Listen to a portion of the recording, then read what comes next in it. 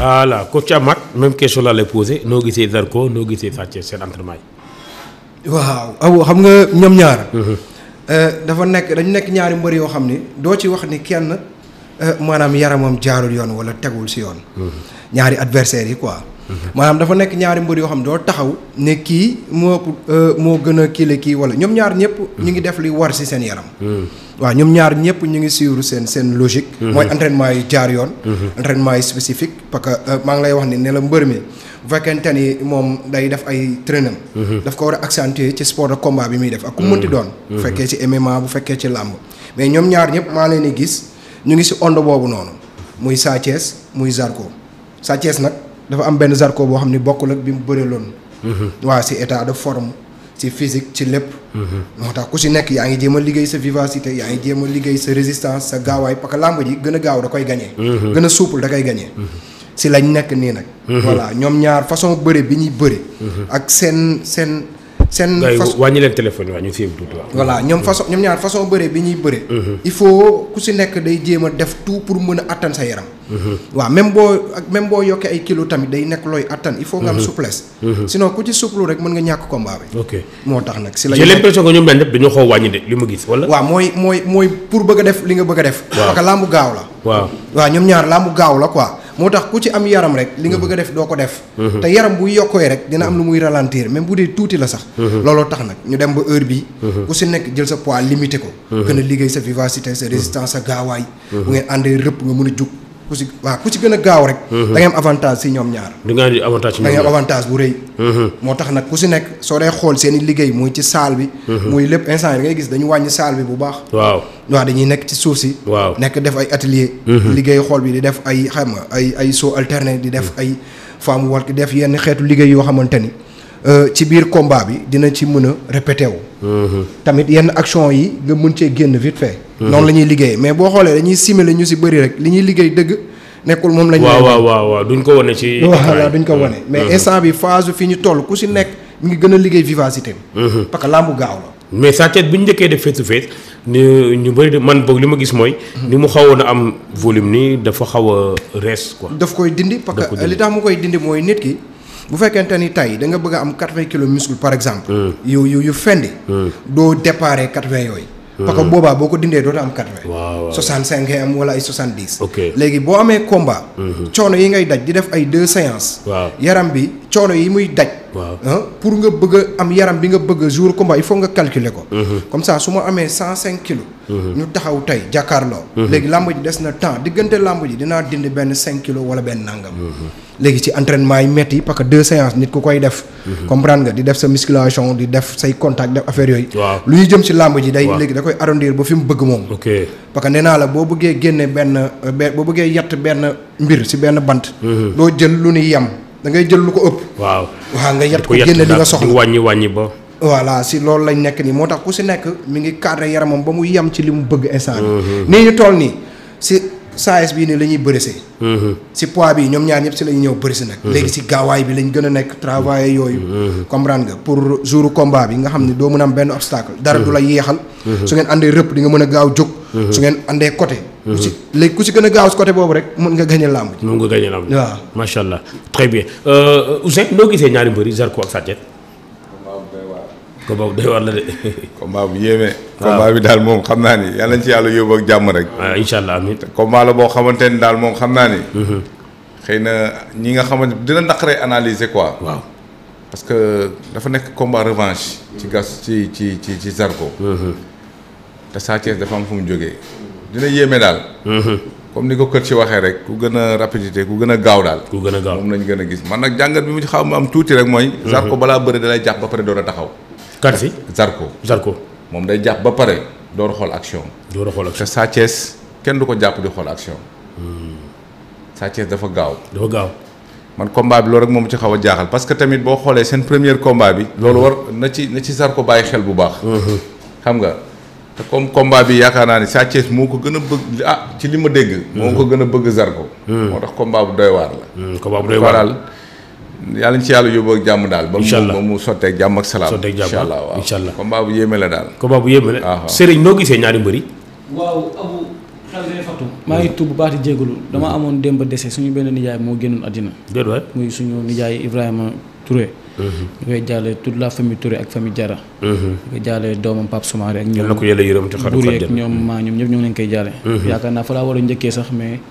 tardement bi moo tax. waaw bousculé tuuti quoi. effectivement macha allah Abou combat bi nga ma laaj mën naa si wax. waaw parce que ñaari mbër yëpp seetaan nañ leen bu ñuy débuté làmb. lu si ëpp si ñoom ñaar leen daan topp. Zarko ak Gris Bordeaux yaa ma invité woon fee laa toogoon fii Isoin toog. ñu waxtaan si combat bi. te yaakaar naa li ñu si waxoon combat bi noonu nga ko gisee. parce que combat boobu dafa nekkoon combat bi nga xam combat de rapprochement la woon pour Zarko. jàppante Gris Bordeaux mooy jeexal làmb ja waaye boo du xeex. waaye combat bii nii Ousseyn dafa wax léegi wax ju am solo Zarko fii ak jàpp la du bëre waaye day dëj ak mbër bi nga xamante ni bu la jàppee si lay gën a mën a bëre moom Sa Thiès.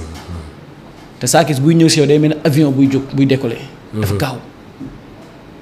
te dafa mën a bëre suuf. Sa Thiès moom Zarko. Sa Thiès Sa Thiès. dafa mën a bëre suuf taa ñu bëre suuf demandoo suuf. bëre yu gaaw yooyu da ko mën. waaw waaye mën na combat bi mentalu Zarko mooy gën a fort que bu Sa Thiès. lu waral loolu. ndax fi Sa Thiès jógee ak si li Zarko toog mental yi mënul doon benn. bu ñuy ñëw làmb ja. Zarko mooy gën a ñëw mooy gën a soulager mooy gën a firi parce que danaan même bu ma Sa Thiès daanee. mën naa nekk si loo bu ma nekkoon. waaw. Sa Thiès bu ko Zarko daanee. musiba naaru laay la. parce que si li mu jugee la. Sa Thiès Abou dafa nekk ñaari classe d' examen wala 3 classes d' examen yoo xam ne da koy échoué. saa yu demee ba nga ni Sa Thiès fii la war a wanee boppam. bu demee day génn bulletin nii la. du bokk sax si ñi nga xam ne ñoo am oral. te loolu dafa jar a bàyyi xel. lan mooy problème mu Sa Thiès mooy Malick Niang ak Boy Niang ak Eumeu Sène. ak Eumeu Sène lan mooy problème mu Sa Thiès. avec comme exception regret waaw comme regret lan mooy problème mu Sa Thiès. ba saa yu jëmee si bis yu mel noonu di ko ñàkk si lu terre à terre na toog jàngataat. te xam ni làmb ji moo koy bàyyiwaat si làmb. làmb ji moo koy joxaat cëram si làmb. daanoon naa Zarko bi nga doon daan ak moment bi bokkul. mais bête noire day am si làmb. nañu bàyyi loolu xel bu baax a baax te Zarko. gis naa lu muy entraîné te lu muy entraîné wanu leen ko Abu day cokki nii Sa Thiès gis naa lu muy entraîné wanu leen ko day cokki nii maanaam ñoom ñaar ku nekk da ngay naxante waaye ñoom ñaar xamante nañu parce que Sa Thiès dafa xam Zarko Abu. animanité. ku nekk xam ne ni Sa Thiès dafa xam Zarko. ndax Zarko dugg na géejawaay duggaat géejawaay. Sa Thiès Zarko Sa Thiès bu mu naan Zarko dama la xam boobu bëree bu ñu sax ñoom ñaar te Sa Thiès Zarko lu ko indi Balla Gaye Modou Lô moo ko indi te tey Zarko dafa ñëw pour jël revanche am digganteem ak Sa Thiès waaye dafa war a ñëw pour wan ni Sa Thiès Zarko mi nga daanoon bëgg démb du Zarko mi tey ay at si ginnaaw dama demoon tukki daani sama doole dem ba xam ni làmb ji sama gagne-pain la dem ba xam ni Grand Yoff manqué nañ champion ñoom ñëpp ñu booloo waxtaan ak man. Zarko boobu du benn mais est-ce que tam Sa Thiès boobu benn la. di ko daanu loolu laa lay wax sànq. waaw xam nga Sa Thiès dama ni ko Zarko mi nga daanoon du benn. waaw waaye ba nga xam ni Sa Thiès mi gaynde gu mer la. si nga lu ma blessé. te jàppal ni gaynde gu mer saa yuy ñëwaat lépp luy jàjj da koy indaale. te lamb ji Sa Thiès avantage si lamb ji pour mu jox Balla Gaye confiance. si bisam moog Siteu le 20 non fallait que mu daan Zarko ñëw jël lenge yi ni ko am yaa si des. Zarko na bañ xeex ak Sa Thiès. saa yu xeex ak Sa Thiès bu encaissé laawu Sa Thiès mën a yàq lambam.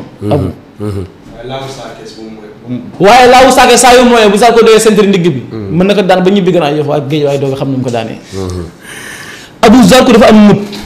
te Zarko moment bi ñu toll nii ku mu féetee suuf da lay imposer waaye ñu doon imposer ak Sa Thiès mi muy jàkkaarloo Salif mi est ñoo yem. ajjuma jàlloog Salif le 22 juin Abou billaahi mën naa ko ziir. ñoom ñaar di nga gis combat bu neex. te combat bi day gaawaat comme combat bi nu mu gaawee. mais est-ce que ñiy wax ne Zarko mësul am adversaire bu am dayoo Sa Thiès d'accord nga si wala. non bëri na ñu mag Sa Thiès su paree Abou. bu fekkee mosuñu bëri sax ñoom ñaar ñu doog a wax. mais bëri nañu. mais est-ce que ñi Sa Thiès doon ñi Zarko doon bëre ak Sa Thiès benn la foofu la Abou bëgg a waxee quoi. non Abou dafa ni est-ce que Zarko am na mus na am mbër bu tolloog doyo comme Sa Thiès. waaw mais mu nekk moo Sa Thiès bëri nañu. non mais soo génnee Sa Thiès laa bëgg wax quoi. ah boo génnee Sa Thiès mais Gris Bordeaux.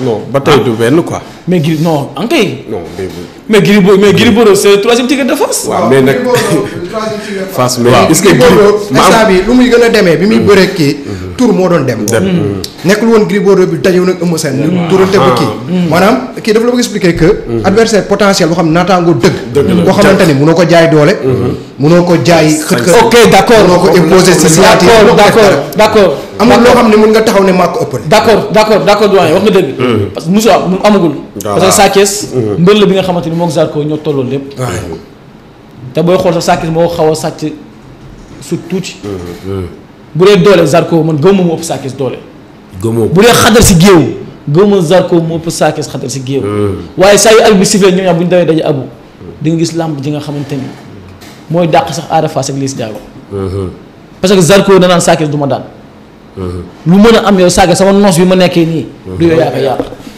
te Zarko nag ak doyen xam nga dafa nekk si noos nekk si ay dynamique de victoire te bu ko Sa Thiès daanee dana am li nga xamante ni dana ko yàq si moom Sa Thiès aussi danaan Zarko yow sama nooy neex nga xamante nañu man ak yow danga maa wër noonu ba ma daan la làmb ji man ak yow du am une minute damay dox sa kaw waaye Sa Thiès lépp lu muy def na si ànd ak lucidité maanaam bu mu xëbër Zarko moment bi lu mbër bu ñuy xëbër si kanamam parce que daf bu déggul jat la alamda bopp si ndax daf bu déggul jat la saa yoo xëbër jëm si kawam su la foree mën na la daan jël bu rëy ëpp waaw très bien Lamine làmb du am une minute làmb bu gaawee est-ce que baax na ci Zarko non actuellement ni Abou en tout cas Serigne développé na ci lu bëree bëri mais pour man làmb ji mu gaaw mu yéex ñoom ñaari mbër yëpp ku ne war na entraîner li nga xam ni mu gaaw mooy mu yéex. coach Assane coach Amath. est-ce que bu làmb ji gaawee baax na ci Zarko. su làmb ji gaawee. waaw xam nga combat moom mën nga ñëw ba ci jour bi. nga ne lii moo may arrangé. fekk jour boobu loolu moo la fay déranger. mais daal li si gën a am solo. waaw mooy ku si nekk na liggéey loo xam ne lu mën a ñëw rek di nga mën a tenir. Sa Thiès façon bëreem du ko changé. waaw te Zarko bëreem dafa am damier quoi. dafa am damier. moo tax day xaw a kii daal parce que seen bëree ñoom ñaar dafa xawut a dëppoo.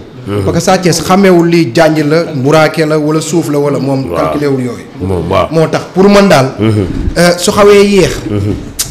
Zarko lay gën a arrangé. Zarko bu yéexee. waaw ok waaw Zarko lay arrangé. très bien Ousseyn jàpp nga ne Sa Thiès bu ñëwee dina changé li mu daan def ba démb barke dem mooy Aliou Souf rek mu jat def li mu def dox si kaw Zarko. non yaakaaruma mu changé ko rek. yaakaaroo ko.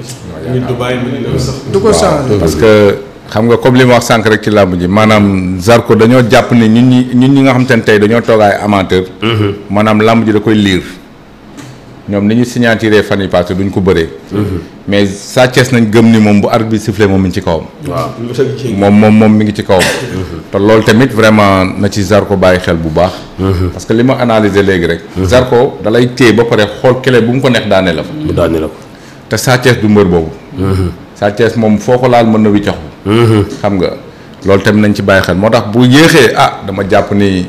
Zarko nay arrangé mais bu gaawee tamit bu gaawee Sa Thiès nañ jàpp ni moom nay arrangé waaye li ñu wax ci làmb rek làmb da nga xam dóorekat yenn saa yi da ngay ñëw ñu dóor la dëgg la yenn saa yi nit ci sa mënin nañ lay fekk humilié en tout cas dañuy ñaan le kii le 22 juin ñoom ñaan Sa Thiès ñëw Zarko ñëw Sa Thiès ñëw Zarko ñëw. waaw mooy ku ci nekk ñëw ku ci nekk ñëw ñu ne tey dara bañ la. voilà ñu ne Sa Thiès ba ñu xamoon na ngi nii. waaw Zarko ba ñu xamoon na ngi nii. parce que làmb jooju moom la may wax chaque jour rek. ñun moom Albourakh moom daal vraiment man nañ leen ñaanal daal. waaw macha allah. parce que man foofu laay waxee toujours. man damay wax làmb.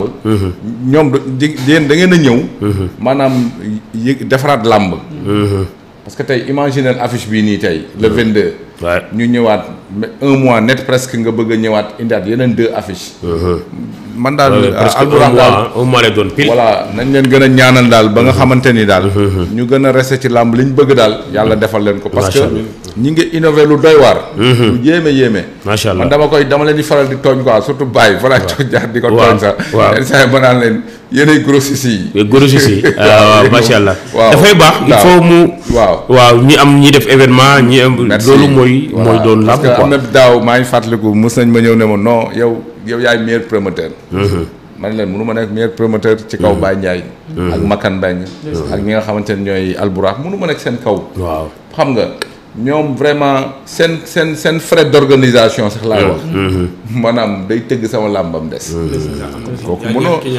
kooku mënoo nekk sa kaw li ñuy def mooy ñaanal leen rek ba muy Albourakh di Makan di jàmbaar ñoom ñëpp yàlla dimbal leen ba mbër yi nga xamante ni dañoo pare pour dimbali seen waajur parce que tey boo xoolee Sa Thiès liñ ko fay Zarko liñ ko fay bu la neexoon ñu def ko ci leneen mais bëgg làmb moo tax ñu di ko def xam nga kon yàlla na yàlla taxawu leen daal ba combat yi ñu monté yëpp mu jeex ci jàmm ak salaam incha allah incha allah Serigne waaw premier arbitre bu sifflé 22 juin premier bëreetu Sa Thiès Zarko mën ko dékku loo gis ci combat bi après bu awee ne prix saa day mépp gauche waaw du dem day mépp yërndu ko xool Zarko mi ñëw wala ñëwul xool Zarko bu ma affronté woon en 2011 moo nekkaat ni sama kanam wala du moom bu Zarko répondreul Zarko foofu day dagg léewtoo bi du taxaw day dagg demee latéral bu defee déplacement saa day tibb suuf si kawam la jëm maanaam comme ni ko Ousseyn waxee sànq Zarko mënoo wax combat bi ba arbitre bi siffle Sa Thiès di ko xaar yoota si kawam la jëm si kawam la jëm parce que naka lay demee ci kaw naka la war a demee ci kawam dal liir teg lépp si yoon sooy jug nga war xam na nga war jug ñii laa war jugee parce que combat moom Eumeu Sène bii passé xaar bu ñu ko xaarloo bu yàgg sax mu tëj bëreem parce que Sa Thiès waru woon a xaar Eumeu Sène si làmb jooju ab li fa waxoon pip mu def lu muy def dox si kawam loolu la waroon làmb ji ni mu cadré Reug Reug bu ko cadré Zarko lu mu bëgg si làmb ji mën na ko am xoolal fi kii Reug Reug egg mais li tax Reug Reug fu mu ko egg daanu ko c'est parce que bu mu ñëw dafa liir combat bi xam ni Reug Reug bu ko jëlee lii la war a mën a def yooyu yëpp mu waaj ko Zarko du mbër bu ñuy sëqatal du mbër bu ñuy gëdd jamono ji moo tax lépp looy def na nga si dem ak dal abu nga liir combat bi incha allah parce que Zarko bu Sa Thiès ni tër jëm si kawam du taxaw day dem latéral loolu moom maa la ko wax fii Zarko du taxaw dajeeg Sa Thiès xalaatu ko da koy jumloo merloo te Sa Thiès mbër la bi nga xamante ne par des fois si géew day réer waaw par des fois day réer bi nan laa ko mën a identifier mooy maanaam par des fois day énervé saa boo ko dóoree bu ko bi dalee mook Balla Gaye 2 ñoo yem foo jaar yii wut la dañuy fayu ñoom fa mi saaxo loolu seen nature la boo leen dóoree dañuy fayu te say Sa Thiès bu ko Zarko bëgg a jumla na ko dóor saa yu demee ñëw si moom mu nga ko fekk na génn ak central boobu demee beneen côté bu Sa Thiès jugaatoo mu fekk ko dóoraat loolu mën na yàq combat Sa Thiès waaye lii mooy ba Sa Thiès Zarko Sa Thiès fixé la méb la dóor la droite wala dóor la laaw gauche am non ba amul sens waa grand lay far de ndax dafa am non amul amul ñun làmb yàgguñu si mais comme bu may wax sànq rek yéen da ngeen ñu ñëw tette ñu nandal ñu maanaam boo juddoo waaw sa biiru yaay liñ la njëkk a jox ni la koy taxantalee mooy loolu ñu bind alxuraan boobu waaw yéen ñu nandal làmb ba tey fu ñu mën a dem bu ñu defee nii sax loolu moom mooy nekk suñu groupe muy mbégte bi nga xamante yéen ñu ko jox muy làmb te tey li ñuy wax nii tey yaakaar ne amaana tey yéen ñu ko gën a xam mais seen wàcc seen yar seen baax seen respecté doomu aadama moo war sax ngeen ñu indi seen plateau di bokk ngeen plateau. macha allah.